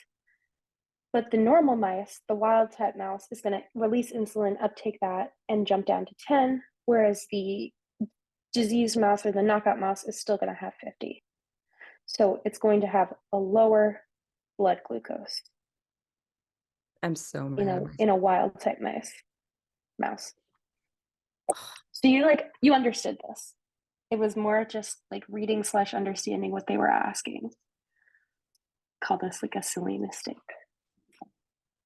Because I was like, I know what insulin does. I swear to God, I had this drilled in my head for years and how it's supposed to be affected. And same with glucagon. Like that thing's been engraved in my head. So I was thinking I had the confidence, even though it spent me 4 minutes to get to it. But I think this is just a like trip you up like directionally kind of question. Because it's like lower in one versus the other and you have to think about it, but it makes sense. I think this is just a like trickily worded question on purpose. So I wouldn't feel bad. okay. It definitely required like thinking. Yeah. Okay. Which one was this? This one. Oh, this one was, and I don't, I just think there were some questions on this one that I was just wondering, like, how would I know to differentiate? Like, one of the question was, what would happen if you did L-alanine versus D-alanine? I'm like, well, okay, so the stereoisomer is different. One exists in nature, one doesn't. And also, like, this is where the first of when I started to, unless I got it wrong. Oh no, that's Michael Menez. Oh my God, did I get it right? No, I did. Oh my God, I did. No way. Get out. Oh, it's Okay. basically like no biological systems can use D. You need That's help. what I thought. Okay. So I was like, there's no way this would exist because D-alanine doesn't exist in nature. It's only L amino acids unless it's cysteine. Or Yeah. I don't know. No, even cysteine is L. So Which one's the because D? No. that's going to be so that's R versus S where cysteine is different. So Thank you. You're how I remember this is kind of nifty. We have lots. Oops, let's see if I can write this. You have lots of amino acids in your body, mm, and they are all L form. mm. And then let me just double check this before I tell you. Cysteine S versus R. I mean, glycine R. Okay, yeah. is a chiral. Yeah, absolutely. Yeah. And then almost all of the other ones are going to be S conformation. And you just got to remember glycine is different and then cysteine is different. Yeah. So I just remember lots of amino acids, That's L smart. form, S form. It doesn't work because for like sugars because you have like the D-glucose, like those sugars, but just lots of amino acids.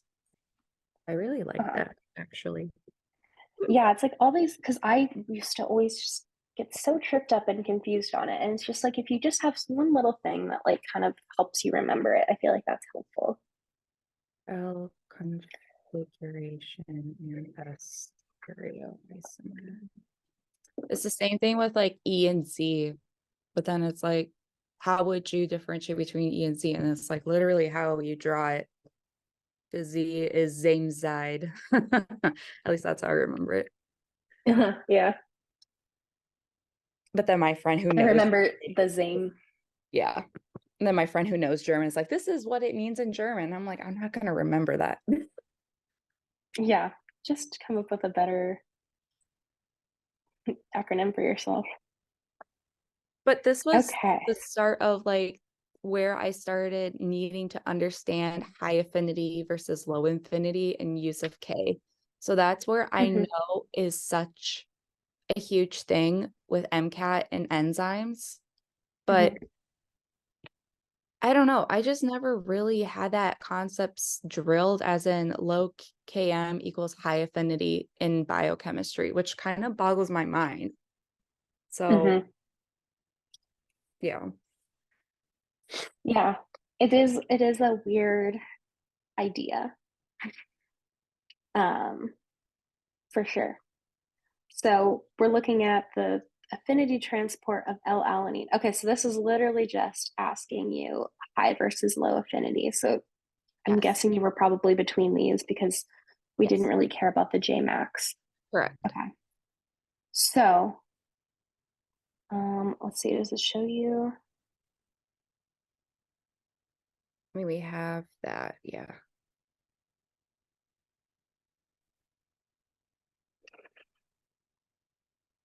It's So, good to see. so then my follow-up question was, are KT and KM synonymous in this case? Yes, Okay. because the K transport, like it's going to be transported if it's bound. Great. Any like K really means the same thing. You can also think about like if you're thinking like just an equilibrium, like the equal, what's it? Got the dissociation constant or Yeah, equal. Yeah. all those kinds of things. Yeah. So basically, when you're looking at this one, you've got six, and so you'd go to three, and you'd look and say it's right here. And then this one, you've got 16, Yeah. then you'd go to eight and say it's right here. Yes. And not very big of a difference, but you can definitely tell that this one is lower. Um, or just in general, I guess the value is really low because we're not really comparing between species, are we? It's just asking you, yeah, provides evidence that it's an important source of nutrients. So this is just like a really low KM in general, Uh-huh. right? And they've Oh, kind of chosen to display the data that way. yes. And so that we know that that's going to be high affinity. Does that Look make sense? at infinity. Under low food conditions, we want the transporter to bind the L-alanine, so high affinity is preferable. So like Wait, there's going to be very, could you go back to the figure again? Sorry. mhm.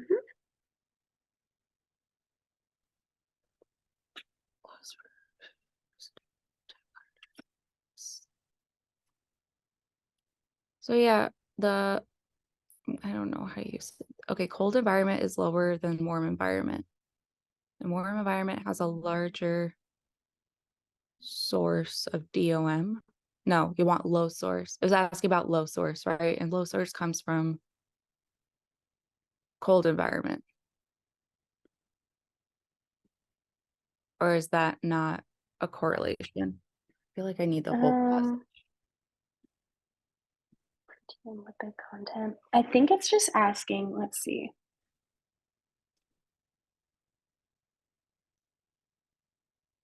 This is 23. So this is saying we want organisms to be able to absorb organic matter, which makes sense, right? They need some kind of source of nutrients.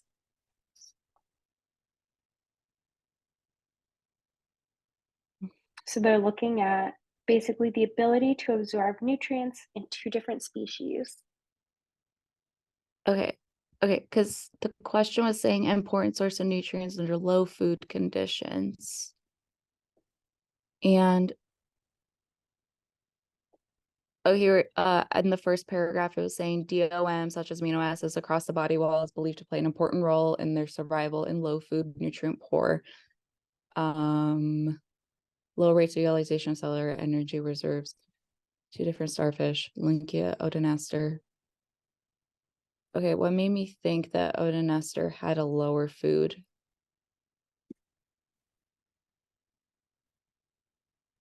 Because that's why Well, I guess it doesn't really I really don't know what I was doing. matter because it shouldn't really matter because it's just saying like both of these are able to absorb food at really low concentrations, right? That's kind of what they're looking at.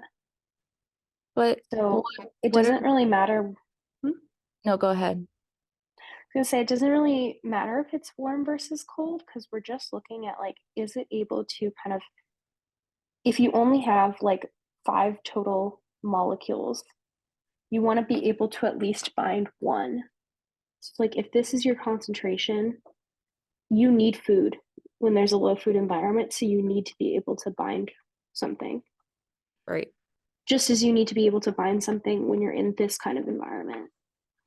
So we want to have a really low Km so that we can bind a nutrient no matter, even if there's like only one nutrient around. Because if there's only one nutrient, we want to be able to bind it and use it. So basically, can it bind at a really low concentration and use that?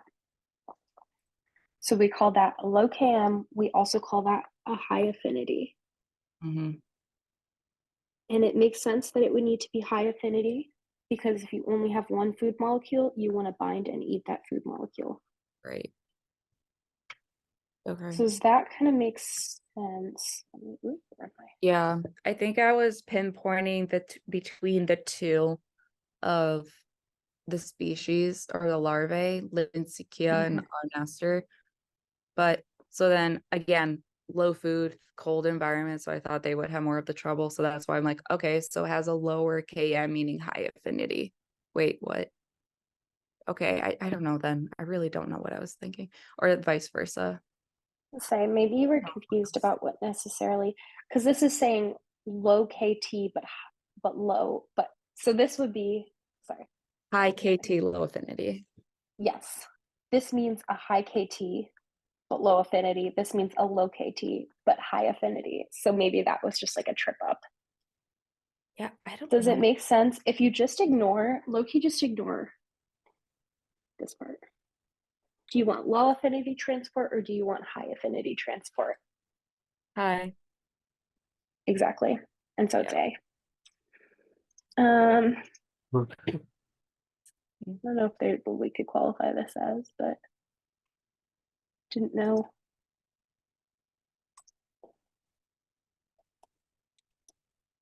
I don't know. I feel like the way that I was taught biochem, especially in grad school, was just like you didn't teach me like you went over the wrong emphasis on certain things. And it just makes me mad. Yeah. Well, not every like biochem class also like geared towards like MCAT biochem because there's just so much biochem. So it's hard to like know like what you did and didn't cover. Yeah. Okay. The concentration of amino acid transport protein is increased. The transport affinity, KT, will. Oh my God. I feel like this is a are you kidding me kind of question. Yeah. It's silly, but it makes sense, right? Oh, it's a property of the transporter, so it doesn't matter if we increase or not. So what would matter if it was increased? It's The this is talking about J max. The transport affinity, not the concentration affinity. So if the concentration's affected, it's not going to matter about the protein itself.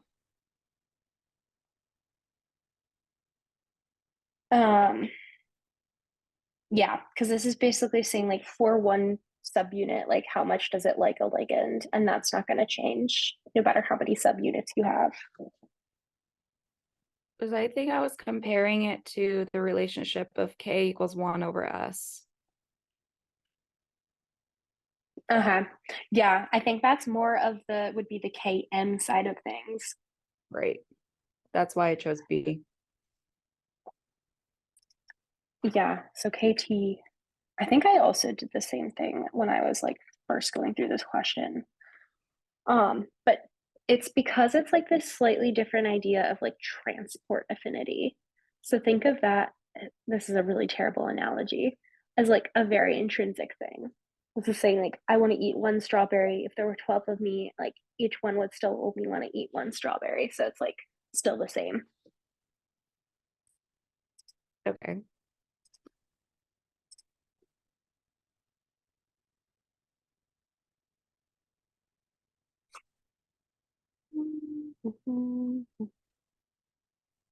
Okay. We can look this one. You got correct. This is just like some enzyme kinetics, it looks like.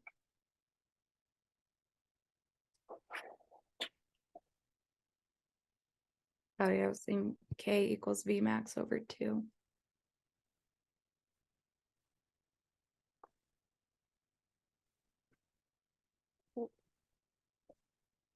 Cool.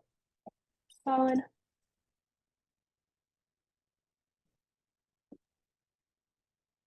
Michaelis-Menten kinetics. Mhm. Okay.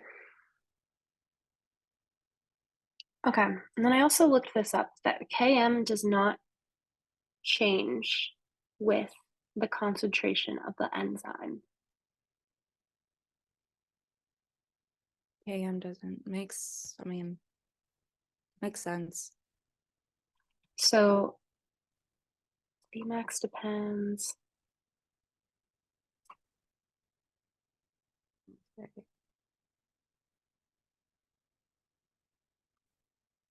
Uh-huh. Yeah, so Km is going to be the same and KT is going to be the same regardless of concentration, of enzyme concentration. Sure. Okay. So it is basically like KT can be equated to the like KT basically equals KM. Yeah, that says it here. Here KT is being used to represent KM. So they have the exact same properties. So if you see any of the Ks, KT, KM, KA, or whatever, like they're all representing the same thing. So you could just assume that they have all of those same properties. Yeah. Okay, I did 26. Okay, just glance at 27.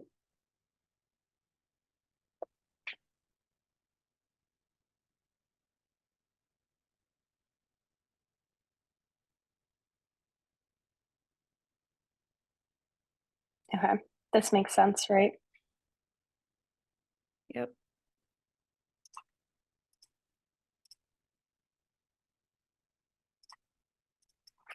Okay.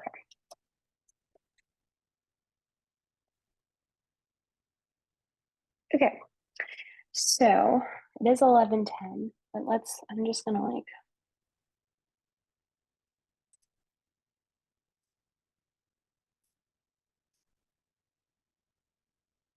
I feel like the second half was like a little bit better. But I know you said you felt better about the first half, which is weird. Considering how multicolored we are at the moment. Yeah, but like it's not as Okay, this made like me there's mad. definitely That last question made me mad. the lining of which structure is not primarily derived from the Yeah, endoderm. because apparently the mouth is not considered as a lining of the digestive tract. I'm like, okay.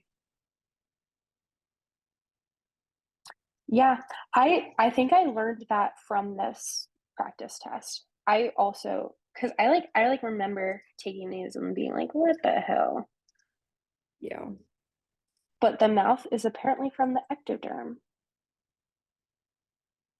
And like, I don't understand with bronchi because that's like, I thought like the lung itself, like that makes sense. But the bronchi, Well, the way I think about the endoderm is like, if you think about like whatever internal like lines inside of us we're gonna have, right. any of these like pathway things are gonna be like the endoderm.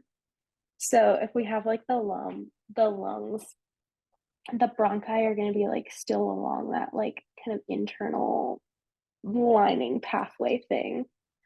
Um, yeah, I feel like this is like valid not to know. It's a weird one. Yeah. But that's okay. It happens.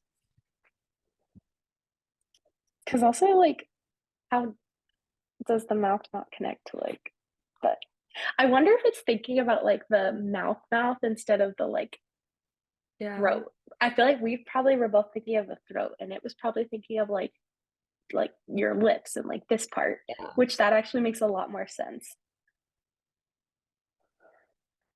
Um, but yeah, this one's kind of raw. Literally. So be it. It's fine. Yeah, but I think that like if, I mean you can review these on your own if you'd like. It doesn't seem like there are too many more like big incorrect passages. Or we can try to meet again and go through it. It's really just up to what you'd like to do. Um, What is your schedule like on Friday? Friday.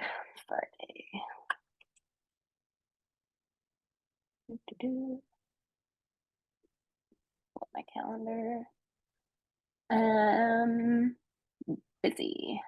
It's the Busy? last day of classes. Yeah. Oh, yeah. Okay.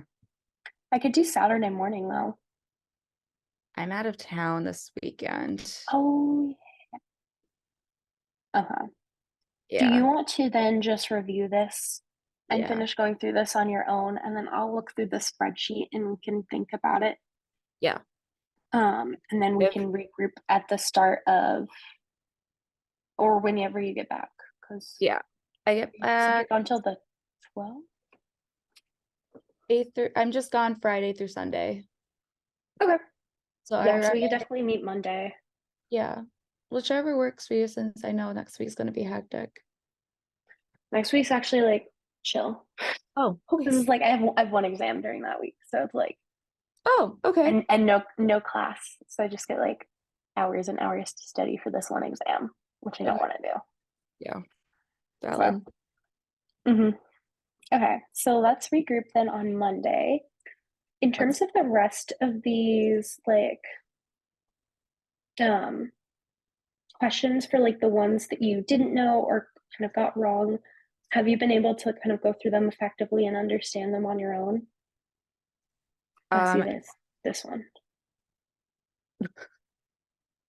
Okay.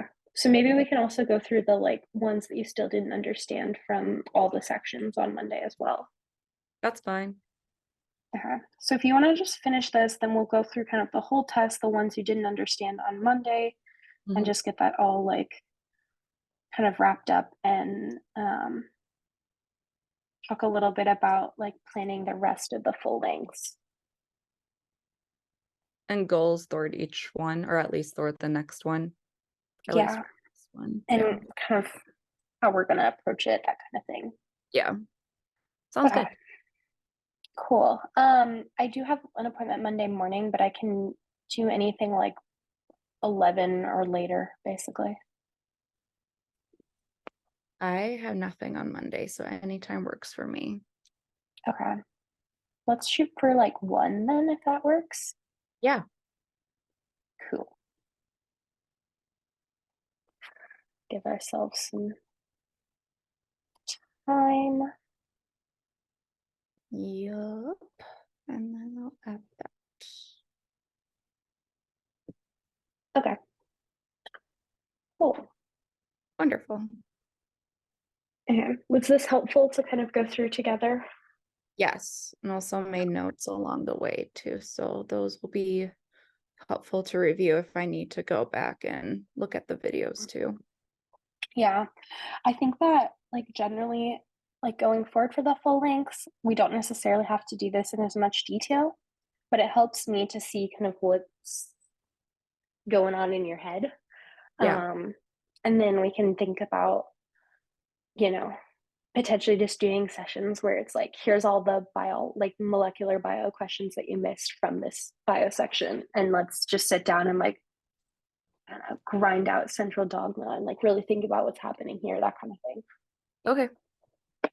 Sounds good. Okay. Cool. Well, I will see you on Monday then. Sounds good. Have a good rest of your week. Thank you. You too. Thanks. Bye bye. Bye.